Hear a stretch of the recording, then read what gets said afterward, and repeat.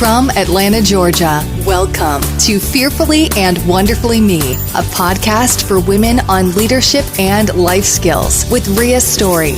Rhea shares powerful life and leadership principles, helping you maximize your potential and become the woman God created you to be.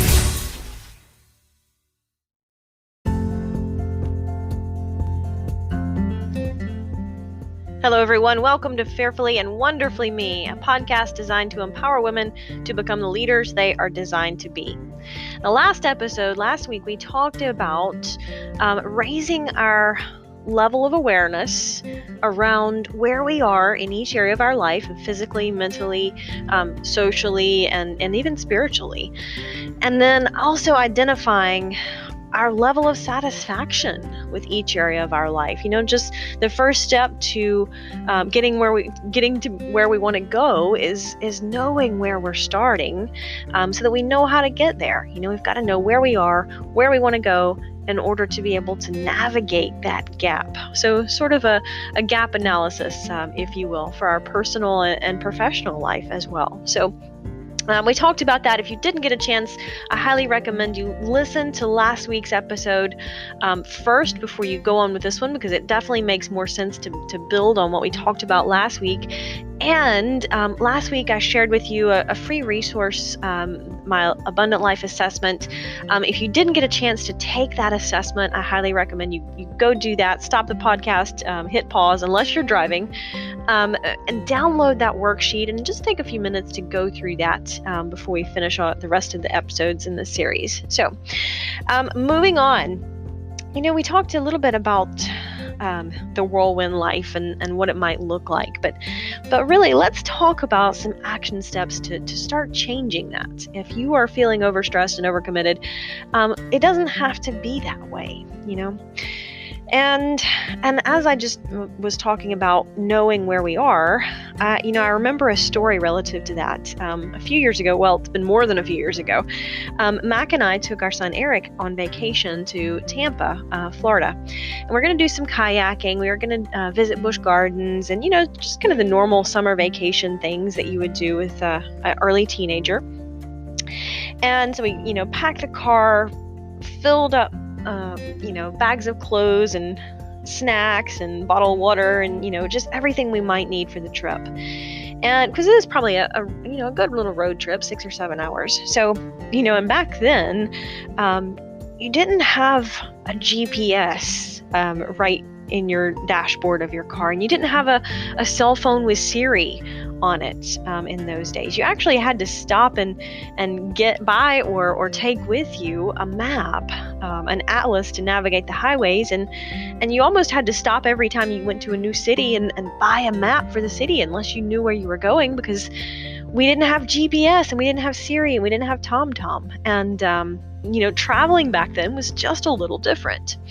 And let me tell you, it was definitely a stress whenever we would travel together, because Mac would be driving and I'd be navigating, and almost every time we ended up figuring out a way to take a wrong turn, or maybe just a miscommunication of where to turn, and it just always caused a little confusion. So it was never a dull moment back then, of course.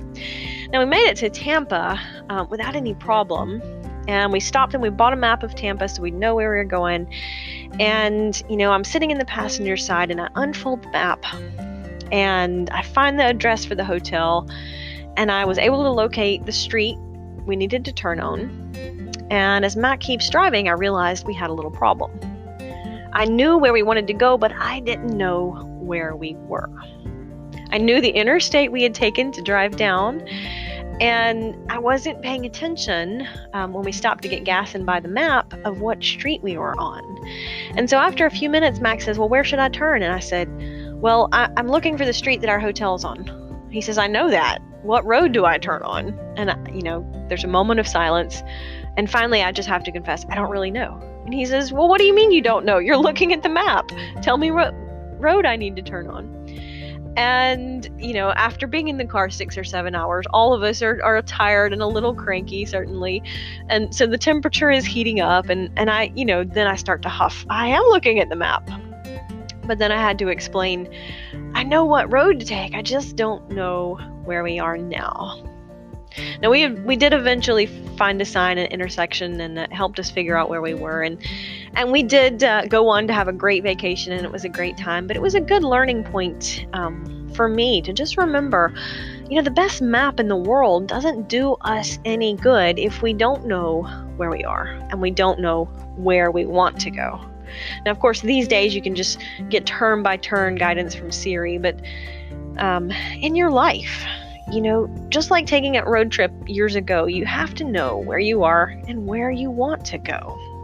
So that's why it's so important to know what's most important to us. What are our values, as an individual, as a leader, as someone who's leading in our families or leading at work or just leading ourselves. It's very important to know, what's most important, what's our priority. Zig Ziglar says lack of direction, not lack of time, is the problem. We all have 24-hour days. So I want to share with you something that I wrote, and as I mentioned last week, this series is really based on my book, Prime Time, The Power of Effective Planning. But I want to share with you an analogy of how I break down my time and activities, and it really allows me to prioritize what I'm doing and where I'm spending my energy based on what I call prime time. So imagine you've got 5 different blocks, and each one is smaller than the next one or the one after it. So 5 different size blocks, and if you stack them with the big block, the largest block on the bottom, and the second largest block is next, and the third largest block, and so on, getting progressively smaller toward the top, it would be pretty stable, right? It would be like playing with building blocks, that structure where you put your biggest blocks on the bottom and your smaller blocks toward the top tends to be very stable, and it will sit there. But if you try to put the littlest block on the bottom and then stack some of the bigger blocks on top, it tends to be really wobbly because it doesn't have the support. And life is like that. If we're stacking our priorities with the little insignificant priorities on the bottom and the bigger priorities on top, what happens is we get an unstable structure, and it's subject to come crashing down at any moment. So keeping that analogy in mind, if you were to call that bottom block, the one at the very bottom, I call this the power block. So the keyword or the key letter here is P, and I'm gonna walk you through my acrostic prime. So the biggest block on the bottom, power block, and this is activities that fall in line with your purpose, your passion, anything where you are very productive, right? That is your power block. So when you spend time and energy working on these activities, you're in alignment with your passion, purpose, and you're really producing at a high level. This is the highest and best version of you right here. And the next block, the second block, would be restorative. These are activities that are renewal or recreation, anything that gives you more capacity to spend time and energy in your power block. Renewal activities. An example of time spent in this block would be, adequate sleep at night, exercise, the things that help you renew yourself, fill your tank back up, so to speak. Because restoration is an important part of balance, and we need it in order to maintain our long-term health and, to be able to spend most of our time in that power block. Now, here's the thing. We should spend 80% of our time in those first 2 blocks. The third block up, the middle block, is what I call the incongruous block. And I know that's a big word, but basically that can be any activity that's not in alignment with our core values. Now, it's not necessarily a bad activity. It's just not in alignment with your goals and values and mission. It's not centered on something that's part of your center. It may be popular with other people, but it's not necessarily something that's important to you. For example, I had someone call me and offer me a job a while back. And it was probably a pretty good job as jobs go, but it wasn't going to take me closer toward my goals and to where I want to be. And so it wasn't a bad thing. It just simply wasn't going to move me in the right direction. So accepting it would have meant I would spend a lot more time in that incongruous block, because then suddenly I would be spending a third of my waking hours in activity that wasn't taking me towards my goal. So very important to know what my goal is. And then the fourth block is the marginal block. And those are activities that are just getting by. A lot of times the activities or time that we spend in this block is caused because we didn't spend enough time in the first two blocks. So an example to help you relate to this, if you eat regularly, healthy diet, and exercise regularly, you're probably not going to spend as much time in the marginal block as a result of health problems, right? If you're taking care of your health in that restorative block by eating right, sleeping enough, exercising healthy, then you're going to have fewer health problems as a result. If you don't spend enough time in that restorative block on eating right and sleeping right, then you're going to have, higher levels of stress. You might choose to eat a ton of junk food and sugar all the time, and you might end up with diabetes. So there's crisis situations in that marginal block are often created because we didn't spend enough time in the first two blocks. Now, you never have to go looking for crisis situations, right? They're the fires that just start, and you have to put them out before you can do anything else. They're the problems, the interruptions, the things that you absolutely have to address right away. And of course, activities in this block aren't bad, but if you spent all your time putting out fires, you'd never be able to build anything. You'd just be stopping it from burning down all the time. And then last but not least, the fifth block at the very top there, hopefully, is the expendable block. And activities that fall in this category are pure time wasters. Fruitless, pointless activities that just bring you no value at all. They might be fun and easy activities, but they don't bring you any return on investment in terms of your time. It might be too much Facebook, for example, or too much TV. There might be relationships that aren't serving you that fall in this block. So it's important to think about, just like we talked about activities in the restorative block that you need for renewal, sleep, for example.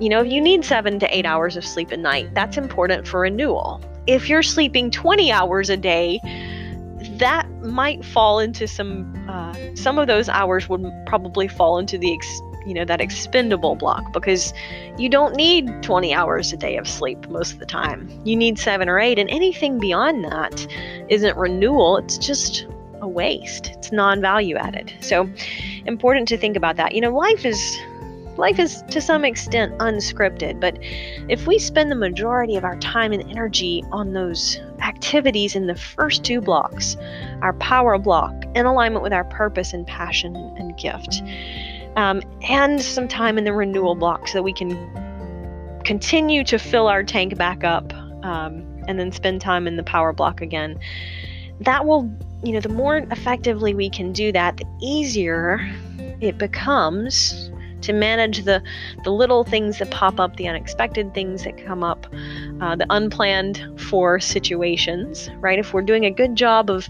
planning and managing our time and energy, then we're better able to handle the unexpected things as they pop up. So, life is unscripted. We can't manage and plan every minute. Well, we could try, but sooner or later we're going to hit some roadblocks that allow us to, or force us to take detours. So identify what activities are the best investment of your time. So if you just sit down and write down what activities did I spend my time? Look at your calendar. Drag your calendar or your phone calendar out and say, what did I spend my time doing on Monday? And how much of that was in my power block? I'm making money, earning a living, adding value to people. Maybe I'm writing or creating or speaking. Whatever it is that's in your power block. And then how much time did I spend in that restorative block, renewing myself? How much time did I spend on other people's priorities that aren't in alignment with mine? Very important to know that too. So, that's the next step. We talked about in the episode last week about awareness relative to where we are and where we want to go. Now it's this episode, we've really talked about breaking down how we're spending our time and which dimension or which block of time should maybe we decrease the amount of time we spend there. If you're spending way too much time in that marginal block or expendable block, then it's time to start saying no to some of those activities. And that's how you get more time and freedom and energy to spend more on power block and restorative block. Until next time.